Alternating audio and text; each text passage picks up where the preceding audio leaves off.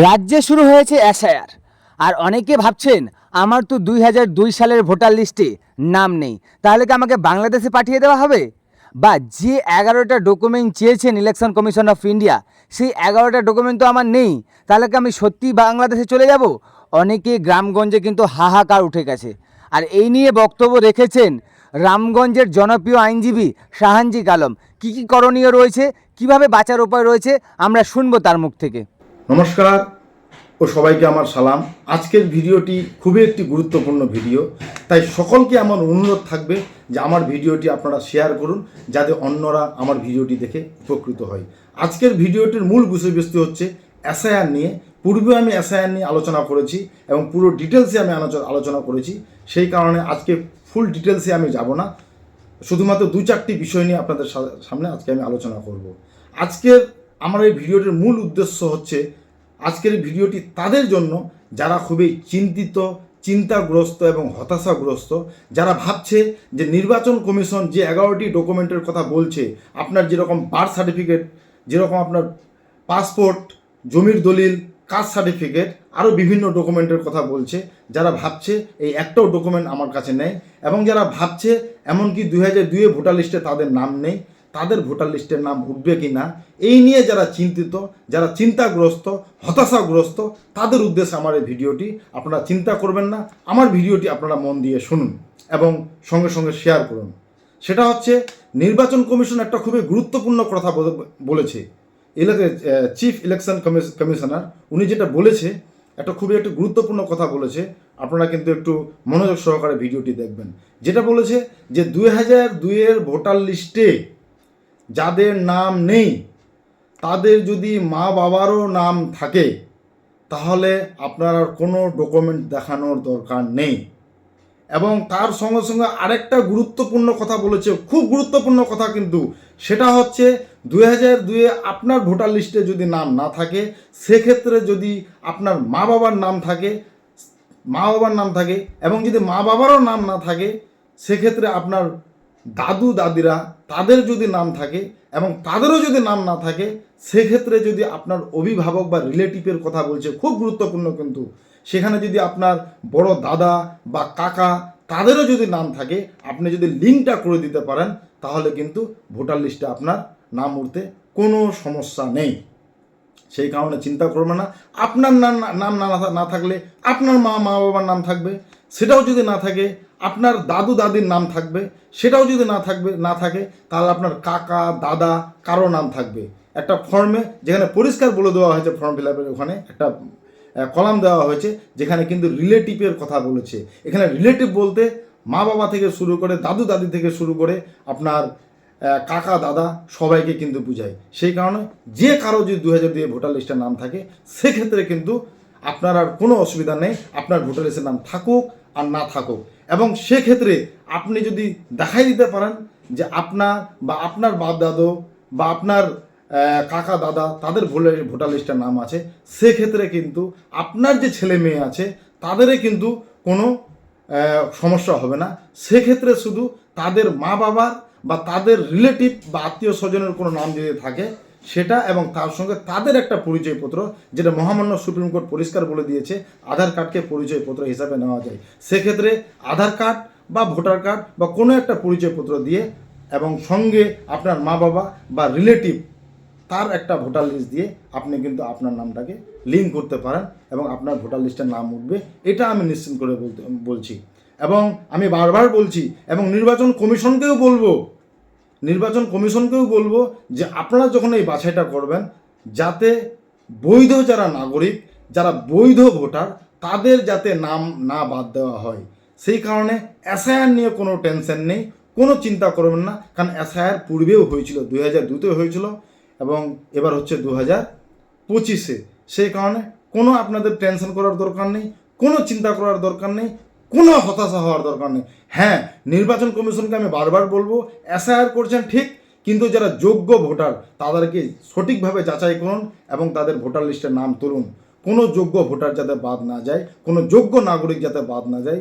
যদি একটাও যোগ্য নাগরিক বাদ যায়, তাহলে কিন্তু আমরা সবাই ইলেকশন কমিশন অফ ইন্ডিয়ার বিরুদ্ধে এবং নির্বাচন কমিশনের বিরুদ্ধে বলছি, আমরা কিন্তু একটা বড় ধরনের বৃহত্তর আন্দোলনের রূপরেখা তৈরি করব। আর তার সঙ্গে আমি আরেকটা বলছি, কোনো কারণে সেটা বাই মিস্টেকে হোক, সেটা বাই ডকুমেন্টারি ফল্ট হোক, কোনো কারণে যদি কোনো ভোটারের ভোটার লিস্টে নাম না উঠে, কোনো নাগরিকের ভোটার লিস্টের নাম না উঠে, সেক্ষেত্রেও কিন্তু আপনি প্রায় 54 দিন সময় পাবেন আপনার আত্মপক্ষ সমর্থনের জন্য, আপনার নিজেকে প্রমাণ করার জন্য যে আপনি 1 জুলাই 1987 পূর্বে আপনি ভারতে ছিলেন। সেটা আপনি প্রমাণ করুন, বা আপনার মা বাবা ভারতে ছিল, বা আপনার দাদু দাদিরা বা আপনার কাকা এরা ভারতে ছিল, এটা আপনি প্রমাণ করলেও হয়ে যাবে।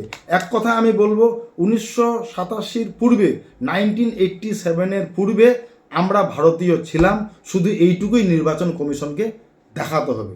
তার জন্য আপনার মা বাবার ডকুমেন্ট, না হলে আপনার বাপ দাদুর ডকুমেন্ট, না হলে আপনার দাদা কাকা কারো একটা ডকুমেন্ট, সেটা ভোটার লিস্ট হোক বা সে 11টি ডকুমেন্টের মধ্যে যে 11টি ডকুমেন্টের কথা বলছে, সে 11টি ডকুমেন্ট যে কোনো একটা ডকুমেন্ট দিলেই কিন্তু আপনার নাম উঠে যাবে।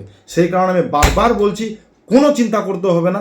হ্যাঁ, চিন্তা তাদের যারা আসল পাকিস্তানি, আসল বাংলাদেশি এবং যারা আসল আফগানিস্তানি এবং যারা অবৈধভাবে যারা বিদেশিরা ভারতে বসবাস করে আছে, তাদের চিন্তার বিষয়, আপনাদের কোনো চিন্তার বিষয় না। আপনারা ভারতীয় ছিলেন, আছেন, থাকবেন, এটা আমি আপনাকে নিশ্চিন্ত করে বলছি। সেই কারণে আপনাদেরকে কোনো হতাশা হওয়ার দরকার নেই, কোনো চিন্তা করার দরকার নেই, কোনো চিন্তামগ্ন হওয়ার দরকার নেই। আপনার ভোটার লিস্টে নাম উঠবে। যদি ভোটার লিস্টে নাম না ওঠে, তবুও আপনি সময় পাবেন আপনার নিজের আত্মপক্ষটাকে প্রমাণ করার জন্য যে আপনি যে ভারতীয়, তার প্রমাণ করার জন্যও কিন্তু নির্বাচন কমিশনের উপরে কিন্তু এখনও পর্যন্ত কোর্ট আছে, এখনও পর্যন্ত হাইকোর্ট, সুপ্রিম কোর্ট এখনও পর্যন্ত আছে। যদি আপনি মনে করেন যে আমি বৈধ ভোটার ছিলাম, আমি বৈধ নাগরিক ছিলাম, আমার নাম নির্বাচন কমিশন তুলেনি বা আমার নাম ভোটার লিস্টে ওঠেনি, সেক্ষেত্রে কিন্তু আপনি আইনি লড়াইয়ের সুযোগ পাবেন। এইটুকু আমি আপনাকে নিশ্চিন্ত করে বলছি। তাই আমি তাদের উদ্দেশ্যে বলছি যারা ঘরে বসে চিন্তা করছেন, যাদের রাতের ঘুম কেড়ে নেওয়া হয়েছে নির্বাচন কমিশনের পক্ষ থেকে, যারা হতাশাগ্রস্ত, যারা চিন্তামগ্ন, তারা কোনো চিন্তা করবেন না, কারণ আপনারা ভারতীয়, ভারতেই থাকবেন। আমি আরেকবার রিপিট করে বলছি, আজকে বেশিরভাগ আমি দেখতে পাচ্ছি আমাকে অনেকেই ফোন করে যে অনেকের কাছে পাসপোর্ট নেই, না আছে আপনার জমির দলিল, ভূমিহীন আছে, উনি কীভাবে জমির দলিল দেখাবে, না আছে আপনার কাস্ট সার্টিফিকেট, না আছে আপনার কোনো সরকারি পরিচয়পত্রের কোনো ডকুমেন্ট, তারা না আছে কোনো ভোটার লিস্টের কোনো 2002-এর কপি। তারা আজকে দেখছি বেশি চিন্তিত, এবং সব থেকে যারা বেশি চিন্তিত তারা হচ্ছে তার কাছে কোনো ডকুমেন্ট নেই, এমনকি 2002-এর ভোটার লিস্টেও নেই, তার কাছে নেই। তাদের উদ্দেশ্যে আমার এই ভিডিও। আপনার নাম যদি ভোটার লিস্টে না থাকে, তাহলে আপনার মা বাবার নাম থাকবে, আপনার মা বাবার নাম না থাকলে আপনার দাদু দাদির নাম থাকবে, সেটাও যদি না থাকে আপনার কাকা, আপনার বড় দাদা, কারো তো নাম থাকবে।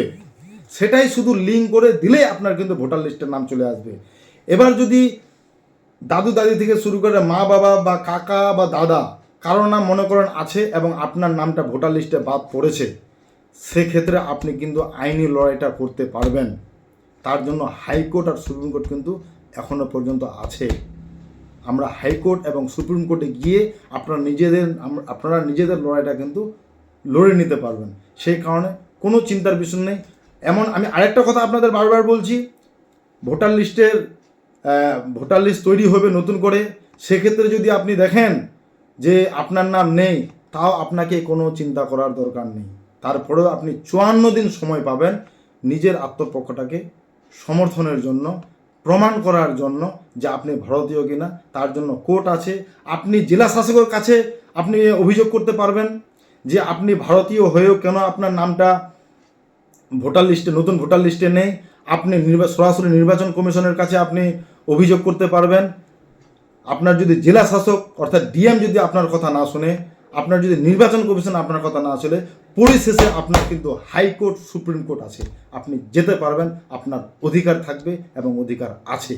তাই আপনারা চিন্তা করবেন না, সবার নাম উঠবে। হ্যাঁ, যারা আসল ভারতীয়, যারা প্রকৃত ভারতীয়, তাদের সবার নাম উঠবে, এটা আমি নিশ্চিত করে আপনাদেরকে আমি বলছি। তাই কোনো চিন্তা করবেন না, কোনো চিন্তা করার দরকার নেই, সবার নাম ভোটার লিস্টে উঠবে যারা ভারতীয়।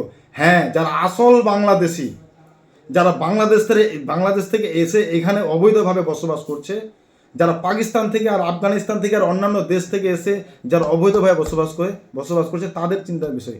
আমাদের কোনো চিন্তার বিষয় নেই তো, কারণ আপনাদের বাপদাদারা তো ভারতেই ছিল এবং ভারতেই মৃত্যুবরণ করেছে, এখনও কবরস্থানে তারা শুয়ে আছে। কেন চিন্তা করছেন? আপনারা যদি মনে করছেন যে আপনার বাপদাদুরা, আপনার কাকারা কাকিরা সবাই এই ভারতের মধ্যে ছিল এবং ভারতেই মৃত্যুবরণ করেছে, তাই আপনাদের আর কোনো চিন্তা করার কোনো দরকার নেই। আপনারা ডকুমেন্ট দিতে পারবেন, নিশ্চিন্ত থাকুন। কিছু না কিছু একটা ডকুমেন্ট দিতে পারবেন, সেটা আপনার ভোটার লিস্টেই হোক না কেন এবং সেটা আপনার 11টি ডকুমেন্টের মধ্যে যে কোনো একটা হোক না কেন।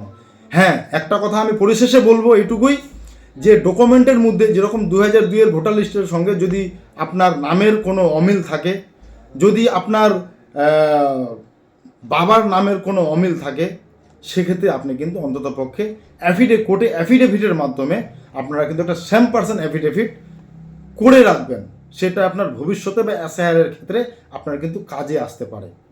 আমি আবার বলছি, যদি ভোটার লিস্টের সঙ্গে বা অন্যান্য ডকুমেন্ট, যে 11টি ডকুমেন্টের কথা নির্বাচন কমিশন বলছে, সেই 11টি ডকুমেন্টের সঙ্গে আপনার যদি বর্তমানের কোনো ভোটার কার্ড, আধার কার্ড, সেক্ষেত্রে যদি নামের কোনো গড়মিল থাকে, যদি কোনো ভুল থাকে, যদি বাবার নাম বা নিজের নাম কোনো ভুল থাকে, সেক্ষেত্রে আপনারা কিন্তু কোর্টে গিয়ে একটা সেম পার্সন ম্যাজিস্ট্রেট অ্যাফিডেভিট করে রাখবেন।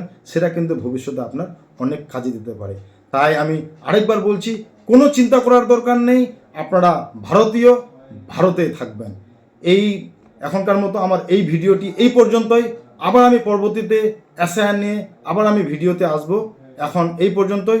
সবাইকে আমার সালাম ও নমস্কার।